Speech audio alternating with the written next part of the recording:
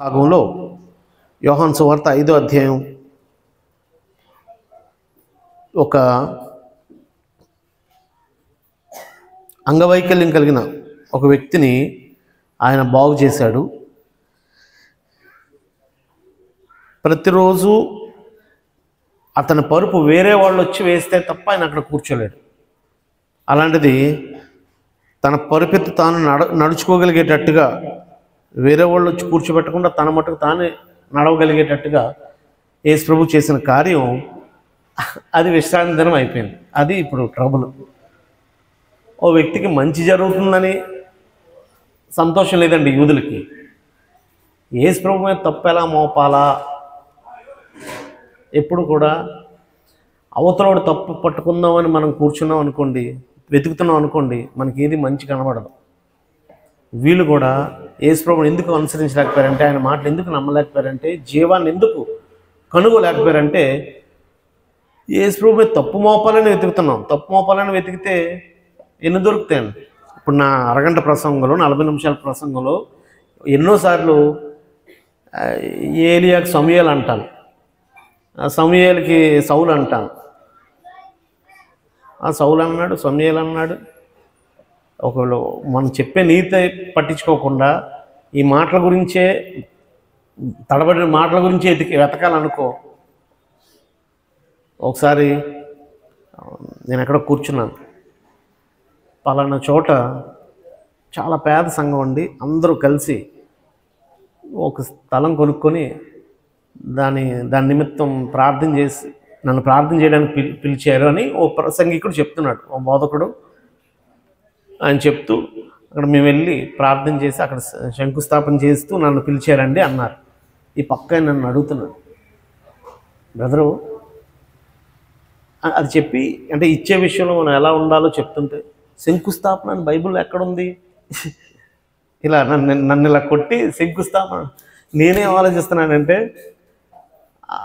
ఆ చర్చ్ విషయంలో నేను ఎలా హెల్ప్ చేయగలను, అయితే ఎవరిని ప్రేరేపించి కొంత హెల్ప్ చేద్దాం, చాలా పేద సంఘం అని చెప్తున్నారు, ఆ కమ్మల పాక నుంచి ఏదో కొంచెం రేక్ షెడ్ వేసుకుందాం అంటున్నారు అని నేను ఆలోచిస్తుంటే, ఇలా కొట్టి శంకుస్థాపన లేదు కదా, శంకుస్థాపన అంటారేట అతను. అంటే మనం ఏ థాట్ ప్రాసెస్లో ఉంటామో, ఏ ఆలోచన ధోరణిలో మనం ఉంటామో, మనం అలాగే రిసీవ్ చేసుకుంటాం. అలాగూ వీళ్ళు యేసు ప్రభుని మీద తప్పు బురద జల్లడానికి చూశారు తప్ప, ఆ రోజు ఒక అవిటివాడు, ఒక అంగవైకల్యం కలిగిన వాడు, ఎప్పుడు నడవలేని వ్యక్తి నడిచాడనే ఆనందం వాళ్ళకి లేదని. ఇలాంటివి అనేకం జరిగినాయి. అయితే ఇది విశ్రాంతి దినం వల్ల జరగడం వల్ల వారు ఆయన పట్టుకోవడానికి ట్రై చేశారు.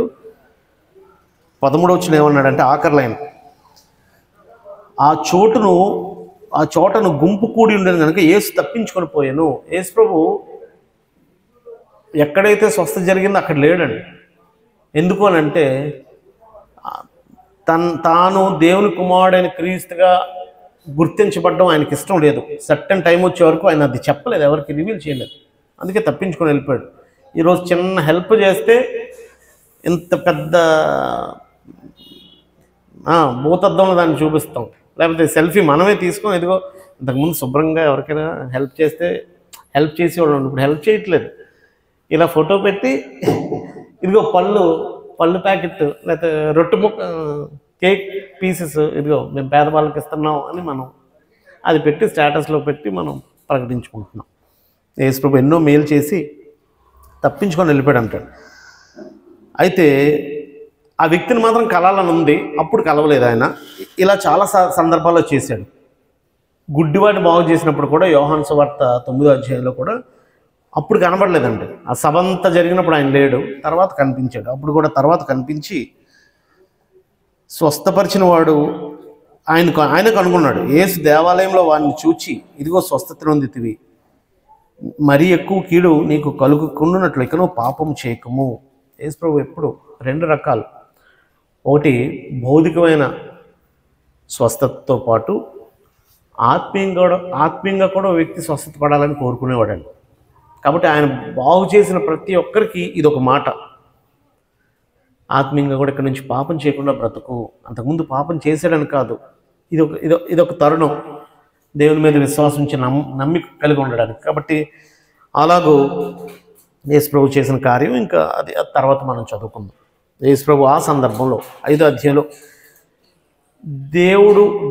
దైవత్వంలో దేవునికి ఎంత అర్హత ఉందో నాకు అంతే అర్హత ఉందని చెప్పడానికి 5వ అధ్యాయం వాడుకున్నాడు. ఆ సంఘటనని దేవుడు నిత్యత్వంలో ఎంత సర్వశక్తి కలిగి ఉన్నాడో కుమారుడైన క్రీస్తు కూడా అన్ని అర్హతలు ఉన్నాయి, నా గురించిన సాక్ష్యం కావాలంటే మీరు చూడండి అని ఆయన గురించి సాక్ష్యాలు చెప్పాడు, ఆయన అర్హతలు చెప్పాడు. అవి 2 పారాగ్రాఫ్స్లో రాయబడినాయి. అవి తర్వాత దేవుని చిత్తం అయితే మరొక సందర్భంలో మనం నేర్చుకుందాం. ఇప్పుడు ఒక అంశాన్ని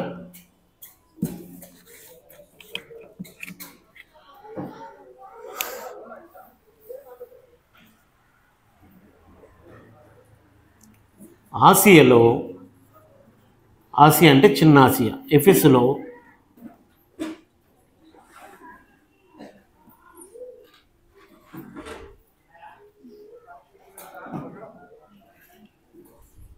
పౌలు ఎదుర్కొన్న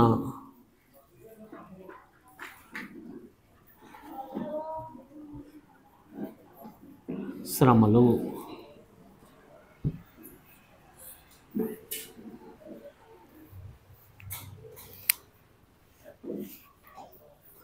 ఎఫెసులో ఆసియాలో పౌలు కలిగిన శ్రమ గురించి ఒక్కసారి జ్ఞాపకం చేసుకుందాం. నేను ఈ హెడ్డింగ్ పెట్టడానికి గల కారణం, మన జీవితంలో ఏదైనా మేజర్ ఇన్సిడెంట్ జరిగితే ఆ ఇన్సిడెంట్ మనకు తరచూ గుర్తొస్తుందని. ఇప్పుడు కృష్ణారావు గారు ఆ యాక్సిడెంట్ మిమ్మల్ని అది మైండ్లో ఇంకా ఉంది కదండి. అది కొన్ని సందర్భాలు వెంకట్ గారు ఉన్నారండి ఇక్కడ, వెంకట్ గారు రాదు, నాగరాజు గారు ఉన్నారు. సార్ మీకు ఈ ఇన్సిడెంట్ అవ్వకముందు మీరు ముందు మామూలుగా ఎలా ఉండేవారో ఆ ఇన్సిడెంట్ అయిన తర్వాత ఒక్కసారి మీ లైఫ్ టర్న్ అయింది కదండి. ఆయనకి పెరాలసిస్ స్ట్రోక్ వచ్చిందండి. నాగరాజు గారు మన మధ్య ఉన్నారు, వెంకట్ గారు అని ఒక బ్రదర్ కూడా ఉన్నారు. ఆయన పైనుంచి విశాఖ డైరీలో పనిచేస్తాడు. ఆయన పైనుంచి పడిపోయాడు ఎలక్ట్రికల్ షాక్ వల్ల. ఒక్కసారి లైఫ్ ఆ ఇన్సిడెంట్ మన లైఫ్లో ఎన్నోసార్లు గుర్తొస్తుంది. మా నాన్నగారు లేరు భౌతికంగా,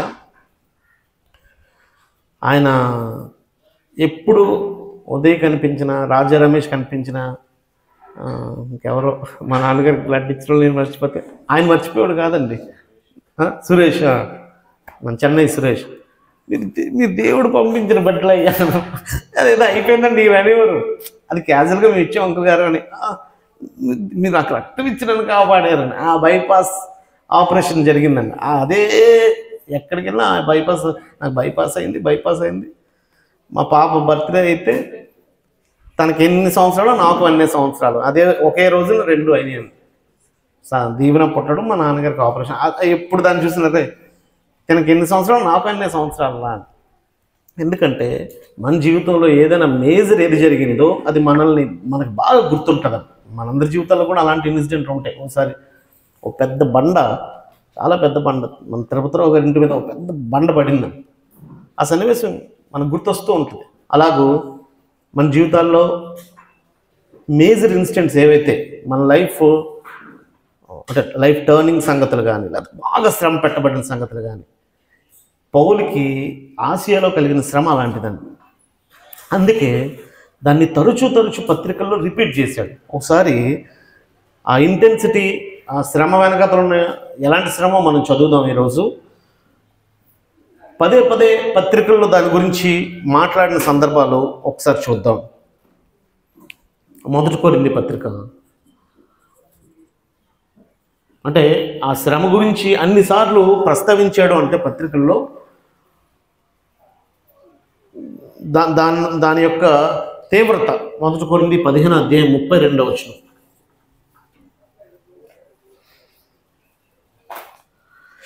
అపోస్తల కార్యాలు 20వ అధ్యాయం 18వ వచనం.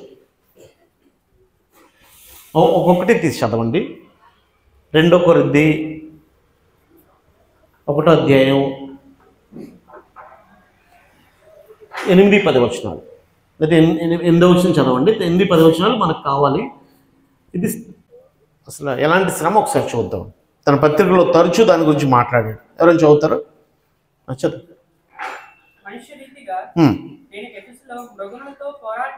నేను మృగములతో పోరాడాను. ఎఫెసులో అక్కడ స్పెసిఫిక్గా ఎఫెసు అని రాసు. ఎఫెసులో మృగములతో పోరాడాను.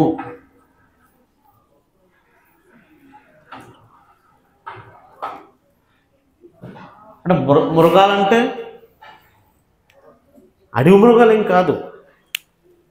అది మృగాలతో పోల్చి మాట్లాడుతున్నాడు. ఒక మృగంతో మనిషి పోరాడితే ఎంత కష్టతరమైందో, ఓ పులితో, ఓ సింహంతో, ఒక ఎలుగుబంటితో పోరాడటం కాదు. చిన్న పని కాదు, పెద్ద పని. ఏం మాట్లాడట్లేదండి. నేను సైలెంట్గా ఉండమని పాటిస్తున్నారు.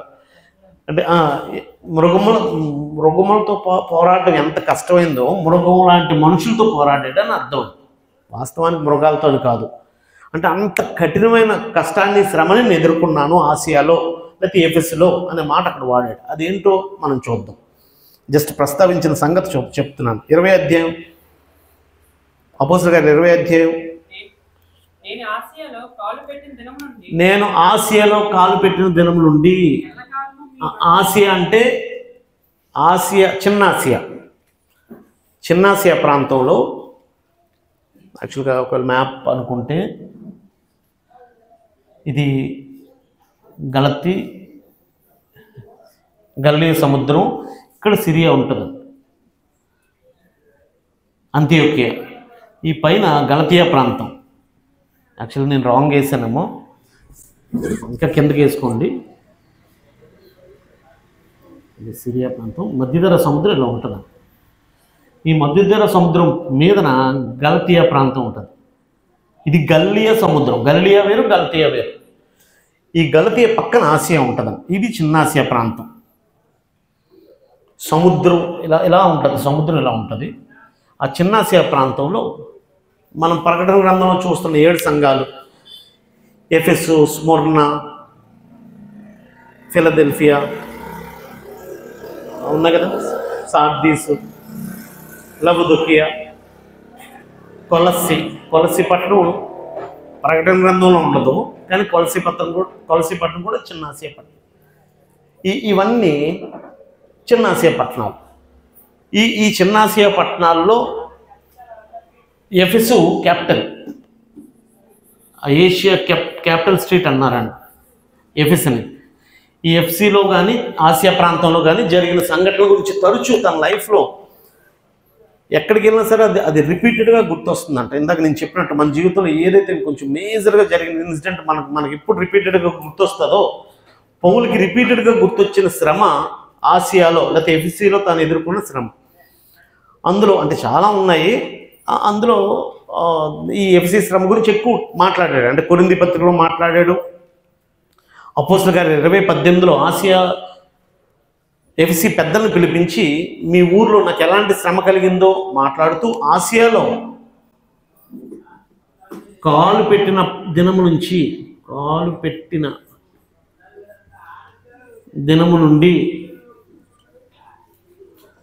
కలిగిన శ్రమ అని మాట్లాడాడు. చదవండి.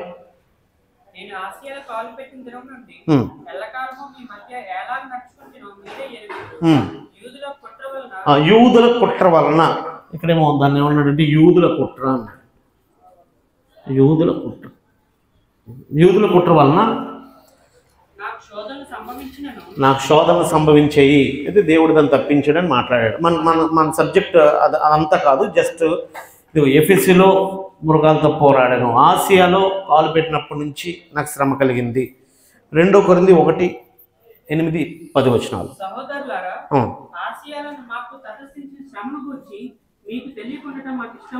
తర్వాత చదువుదాం మిగిలింది. ఆసియాలో తటస్థించిన శ్రమ మీకు తెలియాలి.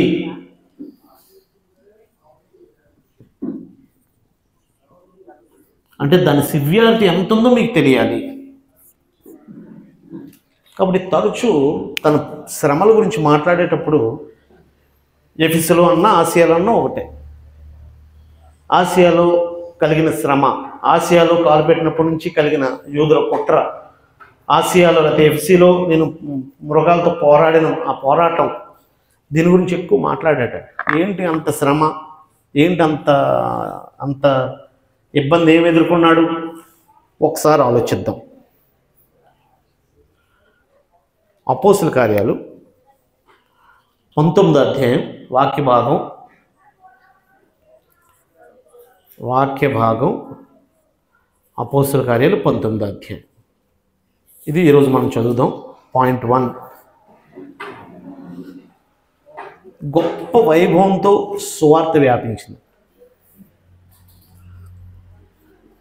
గొప్ప వైభవముతో సువార్త ఎఫెసు లేక ఆసియా అంతటా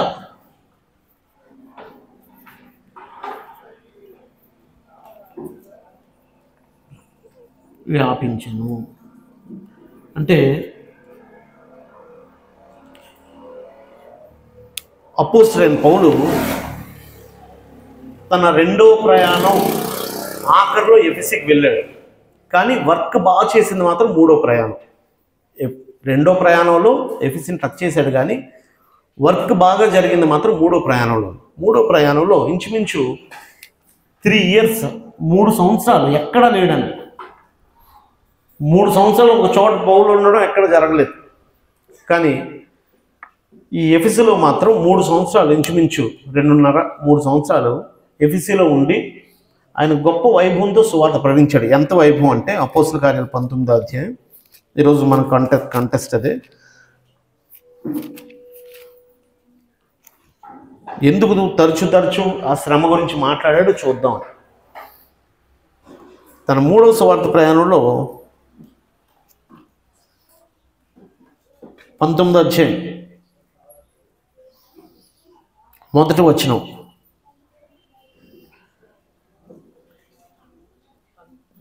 అపోస్తుల కార్యాలు 19వ అధ్యాయం ఈరోజు మనం చదువుతున్నాం. అపోల్లో కొరింథీలో ఉన్నప్పుడు జరిగింది ఏమనగా, పౌలు పై ప్రదేశంలో సంచరించి ఎఫెసునకు వచ్చి, అది మీరు అండర్లైన్ చేసుకోండి, అది ఎఫెసీలో జరిగిన హిస్టరీ. సో ఎఫెసీలో ఏం జరిగింది అని అంటే 8వ వచనం, తరువాత అతడు సమాజ మందిరంలోకి వెళ్ళి ప్రసంగించుచు, దేవుని రాజ్యమును గురించి తర్కించుచు, ఒప్పించుచు, ధైర్యంగా మాట్లాడుచు 3 నెలలు గడిపాడు. మొదట 3 నెలలు ఎఫెసీ సమాజ మందిరాల్లోకి వెళ్ళాడు అంటండి. మొదట ఈ సువార్త సమాజ మందిరంలో ఎవరు ఉంటారు? యూదులు ఉంటారు. ఆ యూదులకి వాక్యం చెప్తూ వాళ్ళు కన్వర్ట్ చేయడానికి ట్రై చేశాడు. అయ్యా మీరు పాటిస్తున్న నిబంధన కాదు, ఇది క్రొత్త నిబంధన అని యేసు ప్రభు ఏదైతే అప్పగించాడో ఆ బోధని సమాజానికి లేదా ఎఫెసీ పట్టణానికి అందించాడండి. అయితే వారు ఏం చేశారంటే దాన్ని యాక్సెప్ట్ చేయలేదు. అయితే కొందరు కఠినపరచబడిన వారే ఒప్పుకొనక జనసమూహం ఎదుట ఈ మార్గమును దూషించినందున అతడు వారిని విడిచి శిష్యులను ప్రత్యేకపరుచుకొని ప్రతిదినము తురన్ను అను ఒకని పాఠశాలలో తర్కించి ఉండను. ఊరికి దూరంగా, సమాజ మందిరంలో ఏమో అందరికి అనుకూలంగా ఉండే ప్రదేశం ఉంటుంది. ఆయన్ని అక్కడికి రానివ్వలేదండి. యూదులు చేసిన కుట్ర ఏంటంటే సమాజ మందిరంలోకి పౌలుని ఎంటర్ చేయలేదు. అప్పుడు ఏం చేశారంటే తురన్ను అనే ఎవరో ఒక ఆయన ఒక పాఠశాల ఇచ్చాడంటండి. తన పాఠశాలలో వాక్యం చెప్పుకునేటట్టుగా ఒక గది ఏదో ఇచ్చి ఉంటాడు. అక్కడికి అనేక మంది రావడం స్టార్ట్ చేశారు. ఎంత ఆశీర్వాదకరమైన సంగతి అంటే సమాజ మందిరంలో ఎంట్రన్స్ లేదని పౌలు వర్రీ అయిపోలేదు. ఈ తురన్ను అనే పాఠశాలలో ఇంచుమించు 2.5 సంవత్సరంలో అన్నాడు. ఇక్కడ 2 ఏండ్ల వరకు అన్నాడు. ఇంకొక 1 year కలిపి మొత్తం 3 సంవత్సరాలు ఉన్నట్టుగా సుమారు. ఈ 2 ఏండ్ల వరకు ఇలాగ జరిగాను. 10వ వచనం, యూదులేమి గ్రీసు దేశస్తులేమి ఆసియాలో కాపురం ఉన్న వారందరూ ప్రభు వాక్యం వినిది. అంటే ఎవరెవరు ఎంట్రన్స్ అయితే సమాజ మందిరానికి లేదు, కానీ ఎవరెవరు కన్వర్ట్ అయ్యారండి? యూదులు, గ్రీస్ దేశస్తులు, ఆసియాలో ఉన్న వారందరూ. అంటే గొప్ప వైభవంతో సువార్త ఆసియాలో అంటే ఎంత ఎంత గొప్పగా జరిగింది అని అంటే, ఒకటి ఇందులో రెండు విషయాలండి. ఒకటి అంటే దేవుని జోక్యం ఉంది. దేవుడు పౌలు చేత 11వ వచనం, పౌలు చేత విశేషమైన అద్భుతాలు చేయించాడు. అతనికి తన శరీరములకు తగిలిన చేతి గుడ్డలైనను నడికట్లైనను రోగుల యొద్దకు తెచ్చినప్పుడు రోగములు వారిని విడిచిన దయ్యములు కూడా వదిలిపోయాను. అంటే ఓ పక్క పౌలు వాక్యం చెప్తున్నాడు, వాక్యం చేత మనుషులు కన్వర్ట్ చేస్తున్నాడు, ఓ పక్క దేవుడు పౌలు చేత సూచక్రియలు చేయిస్తున్నాడు. అంటే అప్పుడు కృపావరాలు, ఆత్మకృపావరాలు పనిచేసే దినాలు. సో గొప్ప వైభవంతో సువార్త ఆసియా అంతటా అక్కడ కిందన మాట్లాడుతూ, మాంత్రిక విద్య అభ్యసించేవాళ్ళు, గారడి విద్య అభ్యసించేవాళ్ళు చాలా వాళ్ళ పుస్తకాలు ఉంటాయండి, గ్రంథాలు ఉంటాయి. ఈ గ్రంథాలన్నీ తెచ్చి మంటల్లో కాల్చేశారంట. చూడండి 19వ వచనం. మరియు మాంత్రిక విద్య అభ్యసించిన వారు అనేకులు తమ పుస్తకములు తెచ్చి అందరి ఎదుట వాటిని కాల్చివేసిరి. వారు లెక్క చూడగా వాటి వెల 50,000 వెండి రూకలాయను. ఆ పుస్తకాల ఖరీదు ఎంతండి? 50,000 వెండి రూకలు.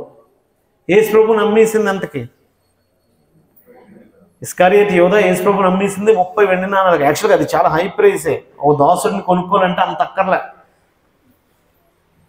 అదే ఎక్కువ. అలాంటిది ఇక్కడ 50,000, 50 వెండి రూకలు కాదు, 50,000 వెండి రూకలు. చాలా ఖరీదైన బుక్స్, వాళ్ళు ప్రాక్టీస్ చేసే బుక్స్ అన్ని ఎవరికైనా ఇచ్చేవచ్చు కదండి. ఇప్పుడు మనం చాలామంది ఏం చేస్తాం తెలుసా, క్షమించండి ఇలా అంటున్నానని, ఎవరైనా మళ్ళీ మతశాఖ నుంచి ఎవరైనా, మతశాఖ కాదు బయట ఇతర అన్ని విశ్వాసాల నుంచి వస్తే బాధపడతారేమో. మనకి ఎవరైనా ఏదైనా బర్త్డేకి లేకపోతే పెళ్ళిళ్ళకి వెళ్ళినా ఇదిగోండి అని చెప్పి ఏదో గిఫ్ట్ ఇస్తారు, దాని మీద ఏదో దేవతల ప్రింట్లు ఏమి ఉన్నాయనుకోండి. మనం ఏం చేస్తామంటే ఈ ఫోటో ఇది నేను వాడనులే, ఏమండి ఇది నేను వాడినండి మీరు తీసుకోండి అని ఎవరికో మళ్ళీ పక్కింటోళ్ళకో లేకపోతే ఇంకొకరికి ఎవరికో ఇస్తాం. ఇంకా అది ఇవ్వాల్సిన అవసరమే ఉంది. అది వాళ్ళకి అర్థమైందండి. అంటే దైవశక్తి అర్థమైన తర్వాత ఎవడో ఇంకే శక్తి మీద ఆధారపడ్డాం. ఇంక ఈ మాంత్రిక విద్య ఇవన్నీ మ్యాజిక్ ట్రిక్స్ ఉంటాయో. మ్యాజిక్ షోకి వెళ్ళారండి మీరు? ఎవరైనా మ్యాజిక్ షోకి వెళ్ళిన ఉన్నారా? వెళ్ళలేదు. మనం ఒక్కరు వెళ్ళారు, 2 3. ఆ మ్యాజిక్ షోలో ఆ ట్రిక్స్ నేర్పిస్తారండి. ఆ ట్రిక్స్ అన్నీ మీరు ప్రదర్శిస్తే మ్యాజిక్ చేసేవాళ్ళు అవన్నీ నేర్చుకొని వస్తారు. వాళ్ళ దగ్గర కొన్ని సామాన్లు ఉంటాయి, వాళ్ళ చేతుల్లో వాళ్ళు ఎప్పుడు పెద్ద పెద్ద కోట్లు వేసుకుంటారు చూడండి. ఆ స్ట్రీట్ మ్యాజిక్ చేసేవాళ్ళు మళ్ళీ టీషర్ట్లు వేసుకొని వచ్చేస్తారు. అయినా కూడా వాళ్ళ చేతుల్లో వాళ్ళు చూపించే కార్డ్స్ కానీ, ఇలా నీళ్ళు ఇలాగ అంటాడు, నీళ్ళు ఏమో పేపర్లో వేసేస్తాడు. అతని సామాన్లు మీరు తీసేసుకొని మీ పేపర్ ఇవ్వండి అతనికి, అతని గ్లాస్ తీసేసుకొని మీ గ్లాస్ అతనికి ఇవ్వండి. ఆయన చేయలేడు. అందులోనే ఉంటాయి అవి. సో ఆ ట్రిక్స్కి సంబంధించిన బుక్స్ ఖరీదు, మాంత్రిక విద్యకు సంబంధించి, గారడి విద్యకు సంబంధించిన పుస్తకాలు 50,000 వెండి రూకలు ఖరీదు చేసే పుస్తకాలు కాల్చేశారండి. అంటే ఇవి మాకు అక్కర్లేదు. మీలో కొంతమంది, నాకు అంటే అను వాళ్ళ నాన్నగారు తెలుసండి, ఇవి మాకు అక్కర్లేదు అని పడేశారు. మీరు ఎవరైనా అంటే సత్యదేవుని ఎరిగిన తర్వాత విగ్రహారాధనకు సంబంధించిన పుస్తకాలు పటాలు పడేసిన వాళ్ళు ఎవరైనా ఉన్నారండి ఇక్కడ? నేనేం వీడియో మిమ్మల్ని చూపించలేండి. అంటే అది అర్థమైన తర్వాత ఇది నిరుపయోగం ఉంటుందండి. ఎవరన్నా నాతో ఎవరన్నారు సీడీ షాప్ పెట్టుకున్నారంటండి.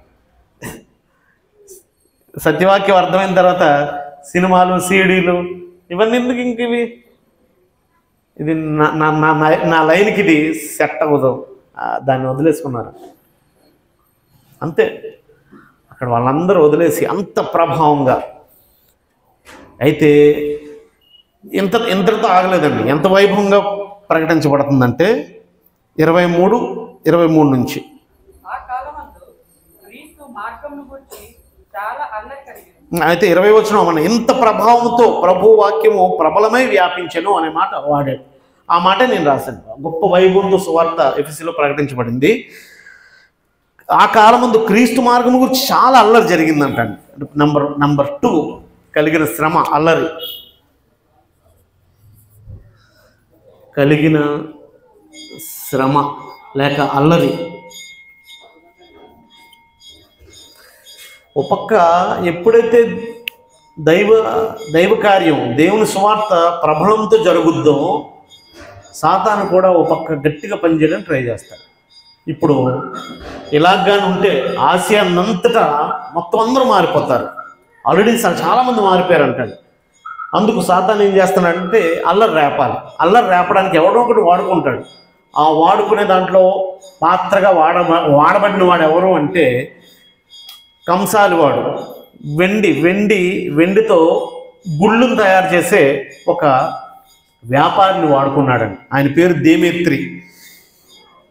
దేమేత్రి అని ఒక కంసాలి అర్తెమిదేవికి వెండి గుళ్ళను చేయించడం వలన ఆ పని వారికి మిగులు లాభం కలుగుచుండెను. మంచి లాభసాటి వ్యాపారం. అక్కడికి ఎవరు వచ్చినా సరే కంపల్సరిగా ఈ వెండి గుళ్ళు కొనే తీరాలి అనే కండిషన్ ఒకటి ఏదో ఉంటుంది ఎఫ్సీలో. ఎఫ్సీ అర్తెమిదేవి అనే పెద్ద దేవాలయం అక్కడ ఉండేదంటండి. ఆ వెండి గుళ్ళు అందరూ కొనుక్కునేవారు. అతడు వారిని అట్టి పని చేయి ఇతరులను గుంపు కూర్చి మొత్తం ఆ వ్యాపారస్తులందరినీ గుంపు కూర్చాడు.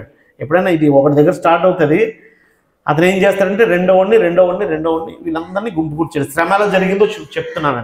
ఆ కలిగిన శ్రమ ఎఫెసీలో పౌలు తరచూ మాటికి మేము నా జీవితంలో కలిగిన శ్రమని చెప్పిన ఆ శ్రమ ఎలా స్టార్ట్ అయింది అని అంటే ఒక వెండితో తయారు చేసేవాడిని ఏమంటారు? గోల్డ్ స్మిత్ అంటామా? గోల్డ్ స్మిత్, వెండి తయారు చేసేవాడిని కూడా గోల్డ్ స్మిత్ అంటారా? కంసాల ఆయన వెండి పనులు చేశాను. అందరినీ గుంపు కూర్చి, అయ్యలారా ఈ పని వలన మనకు జీవనం బహుగా జరుగుతున్నది. అయితే చేతులతో చేయబడినవి దేవతలు కావని ఈ పౌలు చెప్పి ఎఫెసీలో మాత్రం కాదు దాదాపు ఆసియానంతటా బహుజనమును ఒప్పించి త్రిప్పి ఉన్న సంగతి మీరు చూచే ఉన్నారు. కాబట్టి ఆసియా అంతటా వాక్యం వ్యాపించిందండి. ఆ భయం ఎవరికి పుట్టిందంటే జనులకు పుట్టిందండి, ఆ వ్యాపారులకు పుట్టిందండి. కాబట్టి మరియు మన వృత్తి అందు లక్ష్యము తప్పిపోటీయేగాక మహాదేవి అయిన అర్తెమిదేవి యొక్క గుడి కూడా తృణీకరింపబడి ఆసియా అందంతటను భూలోకమందును బడుచున్న ఈమె యొక్క గొప్పతనము తొలగిపోవునని భయంతో వచ్చున్నదని వారితో చెప్పాను. సో ఇలా జనాలకు కూడా చేసి అల్లరి. ఈరోజు కేవలం ఆసియాలోనే కాదండి, ఎవరిని తృణీకరించట్లేదు, కానీ ఒక భయం పట్టుకుందండి బయట. యాకోబు గారు మాటికి ప్రార్థన చేస్తారు. అక్కడ మణిపూర్లో ఎక్కడో జరుగుతుంది, ఎక్కడో జరుగుతుంది అనుకోవద్దండి, ప్రతి చోట. వాస్తవానికి మీలో కొంతమందికి తెలుసు, రేపు మనం తీసుకునే స్థలం దగ్గర కూడా ఈ ఆర్ఎస్ఎస్ వాళ్ళందరూ ఈ లాస్ట్ 3 వీక్స్ నుంచి రేపు మనం దాన్ని హ్యాండ్ ఓవర్ చేసుకోవాలి. ఈ హ్యాండ్ ఓవర్ చేసుకునే టైంకి మొత్తం అందరినీ గుంపు కూడి దాన్ని వ్యతిరేకించడానికి సిద్ధంగా ఉన్నారు. ఆ న్యూస్ ప్రెస్ కూడా రిలీజ్ చేసి పేపర్లో ప్రింట్లు వేశారు. ఉంది, ప్రతి చోట ఈ ట్రబుల్ ఉంది. అంటే లాస్ట్ 5 ఇయర్స్ నుంచి కొంచెం ఎక్కువ అయిపోయింది. ఎందుకంటే మనందరం ఒక యూనిటీ ఉంటుంది. చర్చ్కి వెళ్ళే వాళ్ళు మనందరం వచ్చి మనం మళ్ళీ కలుసుకొని మనం ఫామ్ చేసి ఒక ఫ్యామిలీ ఫామ్ అవుతుంది. నార్మల్గా వీళ్ళని అంటే నేను ఎవరిని పాయింట్అవుట్ చేయట్లేదు, వాళ్ళకి ఆ దేవాలయానికి కనెక్షనే ఉండదు. ఇప్పుడు ఒక ఫ్యామిలీతో ఒకరు వెళ్తారు, వెళ్ళి అక్కడ ఏదో అర్చనో ఏదో చేసుకొని వచ్చేస్తారు ఇంటికి. మహా అయితే ఆ పూజారితో చిన్న కాంటాక్ట్, అది కూడా తక్కువ, అంతే. సో ఎవరు వేరే వాళ్ళతో ఇన్ఫ్లుయెన్స్ చేయబడరు, ఎవరు మటుకు వాళ్ళు వెళ్ళి వచ్చేస్తారు.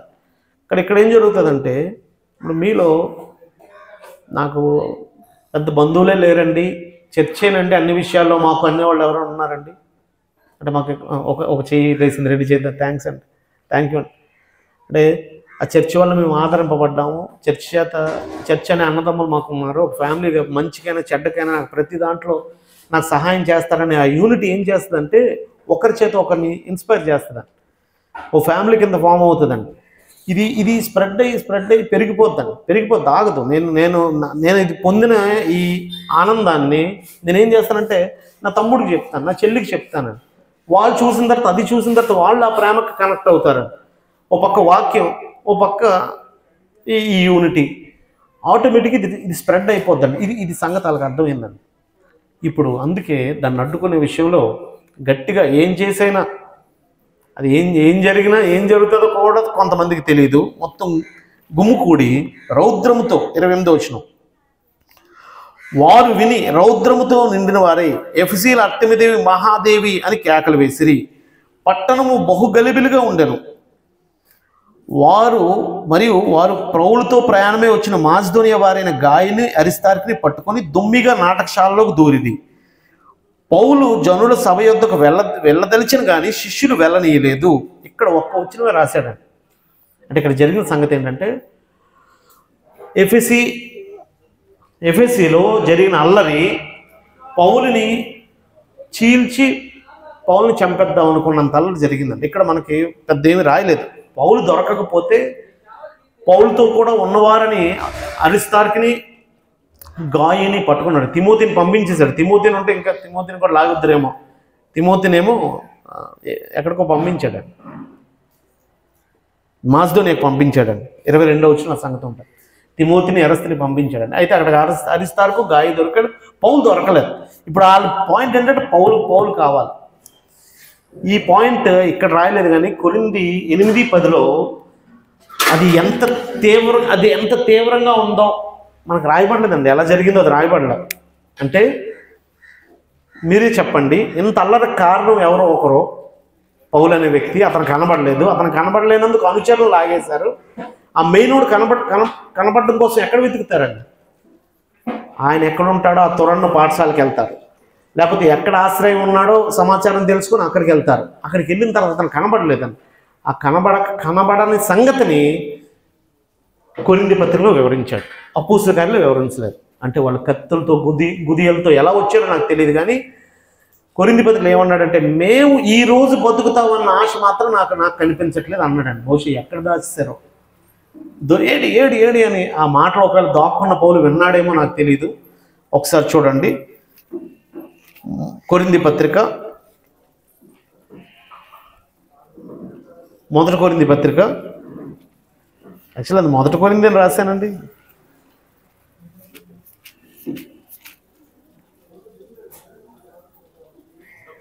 అది 1 కొరింథీ అని రాశాను. యాక్చువల్ 2 కొరింథీ సారీ కరెక్టే రాశాను. 2 కొరింథీ 1:8 అంతే కరెక్ట్గా రాశాను. ఒక్కసారి చూడండి. ఇప్పుడు ఎఫెసీలో పౌలు కలిగిన శ్రమ యొక్క ఇంటెన్సిటీ అపోస్తలుల కార్యాల్లో జరిగిన దగ్గర లేదు, కానీ దాని తీవ్రత కొరింథీలో అతను మాట్లాడేటండి. అదేంటో చెప్తున్నాడు చూడండి. బ్రతుకుదామనే నమ్మకం మాకు లేదు. నంబర్ 1 బ్రదర్, బ్రతుకుదామనే నమ్మకం ఎప్పుడు లేకుండా ఉంటుంది.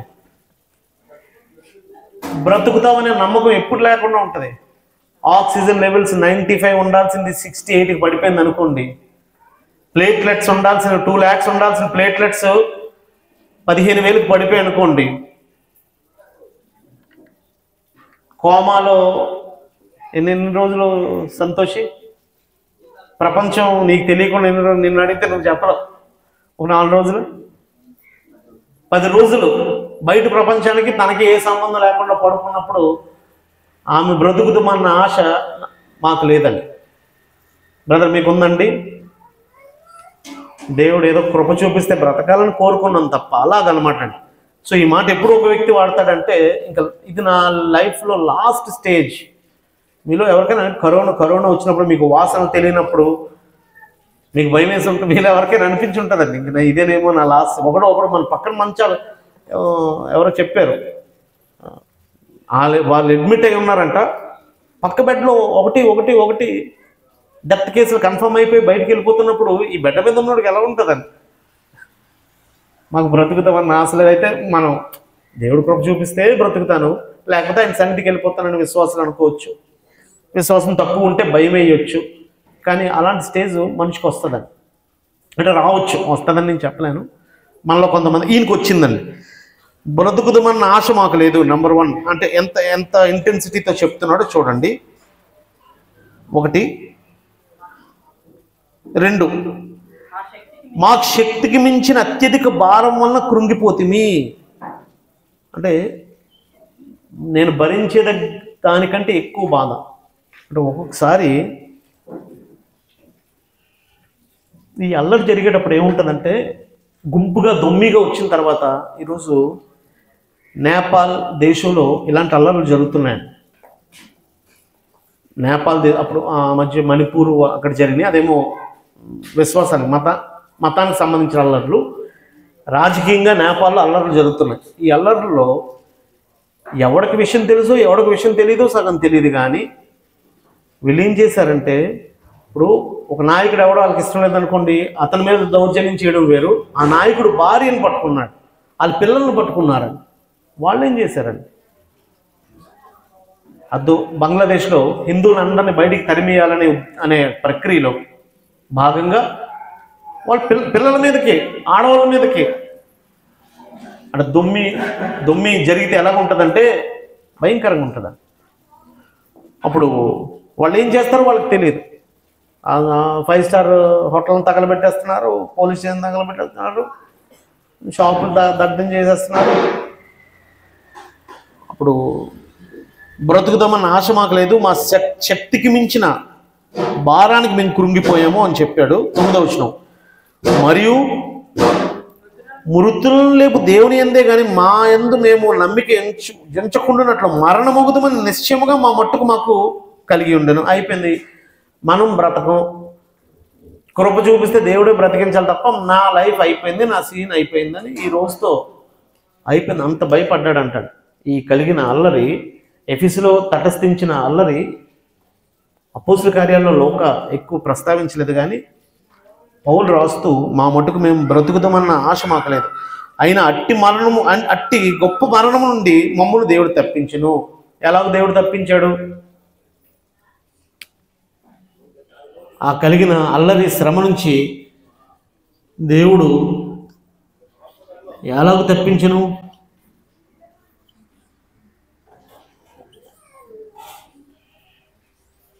అంటే దేవుని కార్యాలను ఎప్పుడూ సాతాను అడ్డుకుంటూనే ఉంటాడు. అయితే దేవుడు ఏదో ఒక మార్గాన్ని తెరుస్తాడు అనమాట. ఆ రోజు ఆసియాలో కరణాన్ని లేపాడు. కరణం ఒక ఆయన ఉన్నాడు. అపోస్తుల కార్యాలు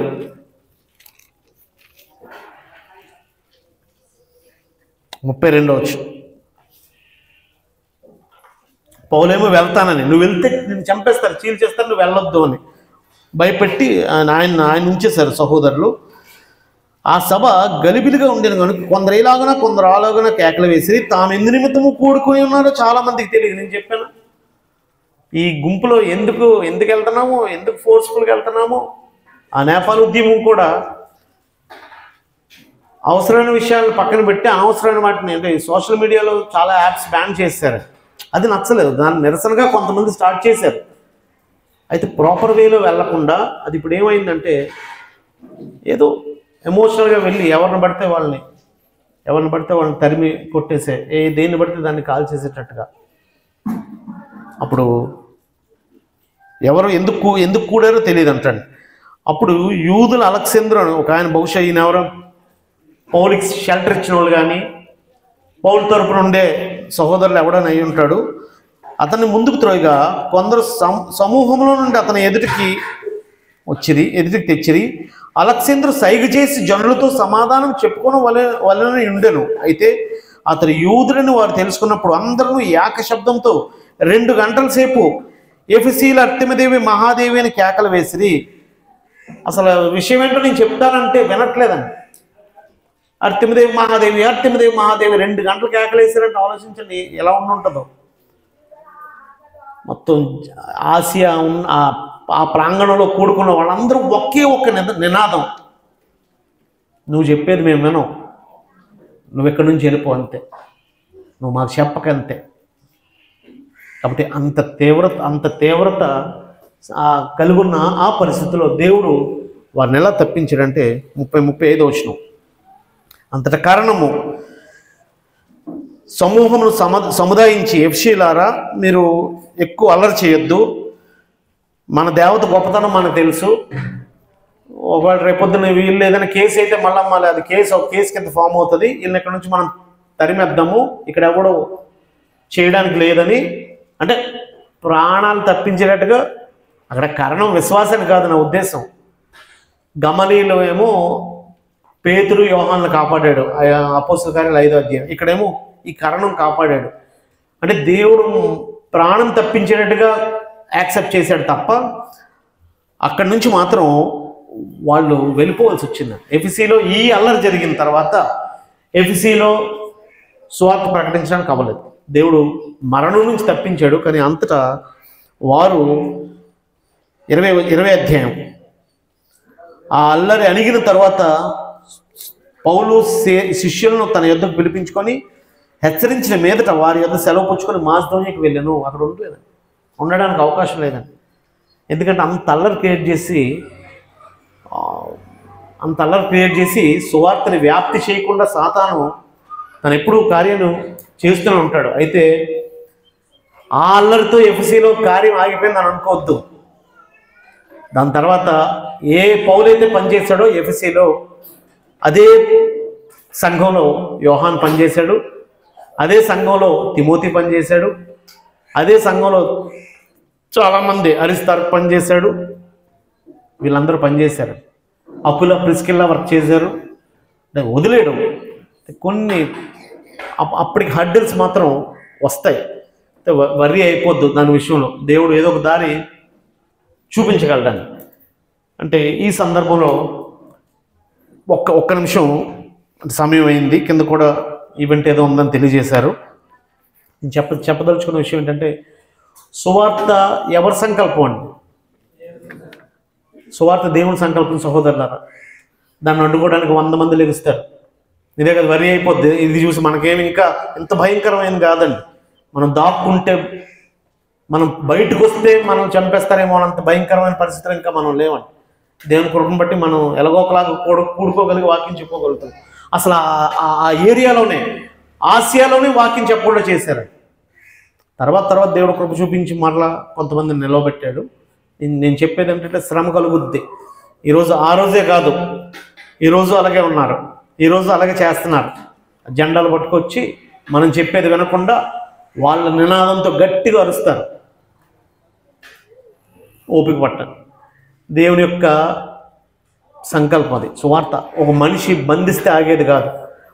యెరూషలేం సంఘాన్ని డిస్టర్బ్ చేసి ఆ సువార్త జరగకూడదని డిస్టర్బ్ చేశారు. చెదిరిన వారు ఇంకా వ్యాప్తి చెందడానికి కారణమైందండి. కాబట్టి ఎన్నో శ్రమలు పడి ఈ వాక్యాలన్నీ రాశారు అని అంటే వీళ్ళు ఇవన్నీ పడ్డారండి. వాళ్ళు పడి ఆ వాక్యంలో ప్రతి వాక్యం శ్రమల గురించి రాసేటప్పుడు పేతురు కానీ పౌలు కానీ యోహాను కానీ వాళ్ళు ఇవన్నీ అనుభవించారండి. అందుకోసం అపోస్తలుల కార్యాలు 14వ అధ్యాయం ఆయన ఒక మాట రాశాడండి. 22వ వచనం.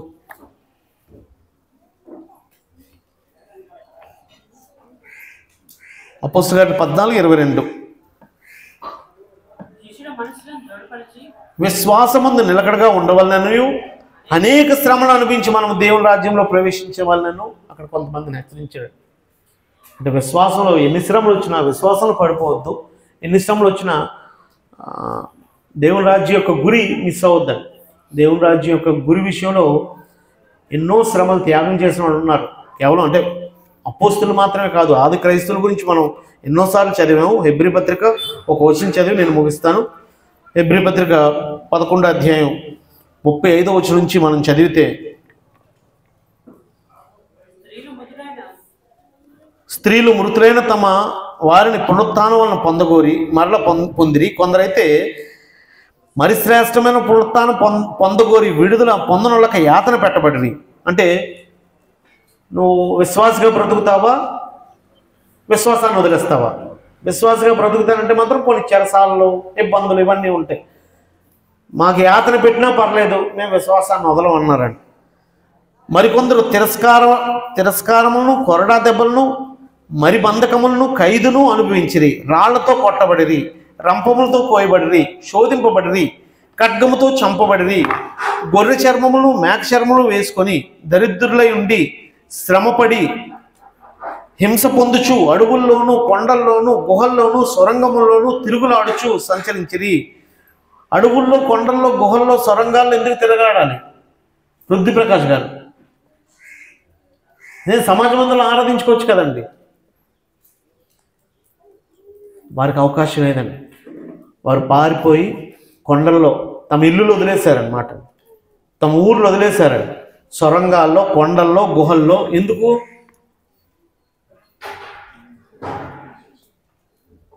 దీనికోసం అంట.